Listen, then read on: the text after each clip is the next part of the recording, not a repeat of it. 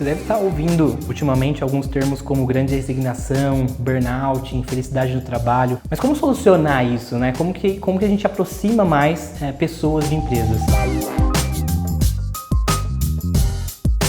Então parece que as pessoas não estão realmente encaixadas com empresas, né? Existe um distanciamento entre o CPF e o CNPJ. E qual que é a premissa aqui? A premissa é que a gente acredita que a gente não nasceu para gerar lucro, e sim a gente nasceu para colaborar e competir. Então é por isso que existe esse desencaixe entre objetivos de pessoas e objetivos de empresas. Tem até uma pesquisa da SurveyMonkey que mostra que no Brasil, 90% das pessoas que estão empregadas ou estão infelizes ou pensam em mudar de trabalho. 90% é um número muito alto. Como que a gente trata esse desencaixe de pessoas e empresas, né? A primeira coisa é entender mais sobre pessoas. Depois, entender mais sobre empresas. E por final, entender como que essa especialização das duas coisas acontece de uma forma mais legal, talvez mais lúdica ou até mesmo mais apreciativa para as pessoas. Olhando para entender mais sobre pessoas, existem 3 aspectos importantíssimos. O primeiro deles é sobre propósito. Hoje, cada vez mais as pessoas e os trabalhadores estão buscando propósitos. O ser humano é o único ser vivo que precisa se entender primeiro para depois ser, né? Então, essa parte de propósito está muito falado ultimamente e é uma coisa importante para os novos trabalhadores. E mais do que isso, as pessoas buscam importância, as pessoas buscam validação.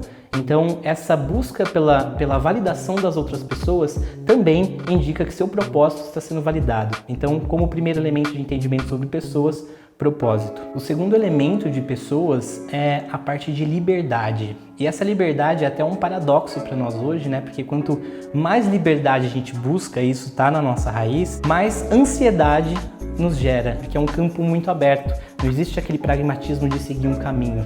Mas enfim, o que é importante a gente entender aqui é que uma segunda raiz, um segundo pilar aí das pessoas é a parte de liberdade. E o terceiro aspecto de pessoas é o aspecto que eu tô chamando aqui de cocriação.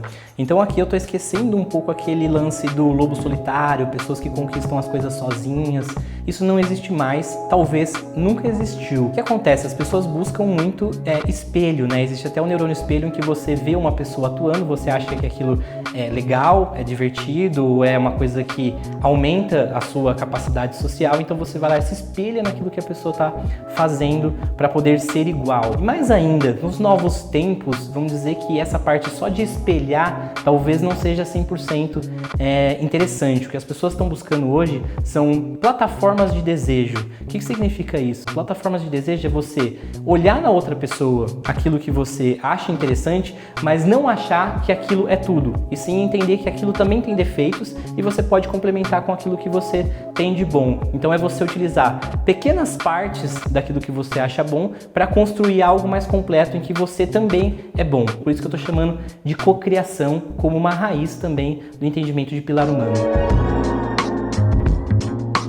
Agora que a gente entendeu o que são raízes humanas ou raízes de pessoas, vamos entender um pouco o que são raízes de empresas, né? Porque depois, no final, a gente vai juntar tudo isso. Quando a gente vai analisar empresas, nós precisamos ser um pouco mais pragmáticos, né? Porque as empresas são a mais pura realidade que o primeiro elemento da empresa é a lucratividade. Então, como objetivo, existe para a empresa a lucratividade, até por uma questão de sobrevivência. Hoje, a gente passa ainda por momentos em que as empresas não buscam só lucratividade, elas têm como objetivos também construir comunidade, construir algum conceito para as pessoas, filosofia de vida, etc.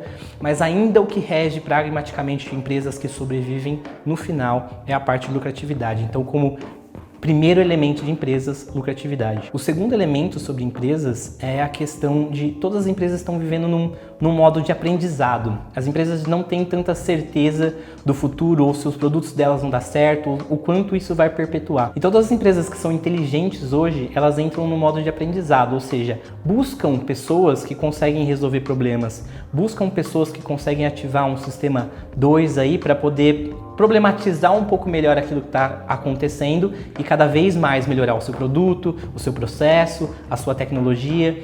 Isso é baseado até na metodologia científica que as empresas importaram para si. Hipótese, validação e decisão. Porque é assim que uma metodologia científica funciona e é assim que as coisas são validadas e melhoradas. Então, um segundo elemento de empresas é o processo de aprendizagem. E o terceiro elemento e último, não menos importante, é o que dá energia, o que dá vitalidade para a empresa, que é de certa forma a obsessão da empresa, né? Que é uma questão de você tomar risco, de você objetivar alguma coisa a longo prazo, é uma questão de você gerar potência para que aquilo funcione, para que sempre exista um elemento em que você consiga conectar a lucratividade com a aprendizagem, com tudo aquilo que você está especializando das empresas. Então uma coisa que chama muito atenção dentro de uma empresa é essa capacidade de criação de futuro, pensamento a longo prazo, tomada de risco. E normalmente equipes em conjunto, né, que uma empresa é formada de equipes em conjunto, se motivam muito por essa tomada de risco calculado, principalmente quando ele é atingido e gera um reforço positivo. Então agora que a gente entendeu um pouco sobre pessoas e um pouco sobre empresas, o como fazer essa aproximação, o como melhorar essa experiencialização entre CPF e CNPJ. O primeiro elemento de experiência tem a ver com mexer um pouco com o lúdico das pessoas visando objetivos da empresa.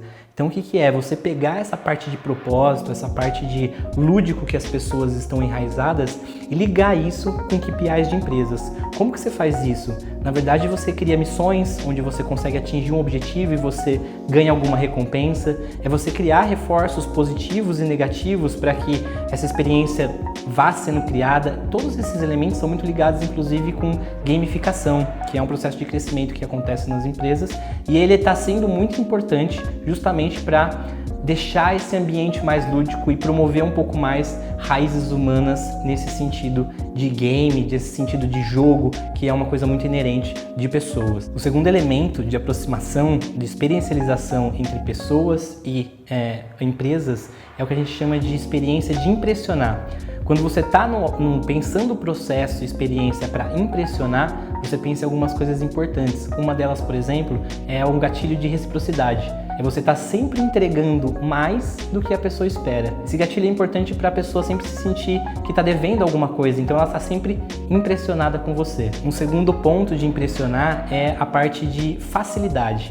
Nós somos pessoas preguiçosas, humanos são preguiçosos, então a gente tende a se manter naquele processo onde a gente está na famosa zona de conforto. Então toda vez que você facilita algum processo, e muitas empresas foram criadas justamente na facilitação de processos burocráticos, você está ajudando aquela pessoa a não sair tanto da zona de conforto para conseguir alguma ação ou alguma coisa que você queira objetivamente, sendo ela lucro, sendo ela compra de algum produto, etc., qualquer objetivo de empresa. E uma terceira forma de impressionar é você abusar da criatividade no sentido de surpresa.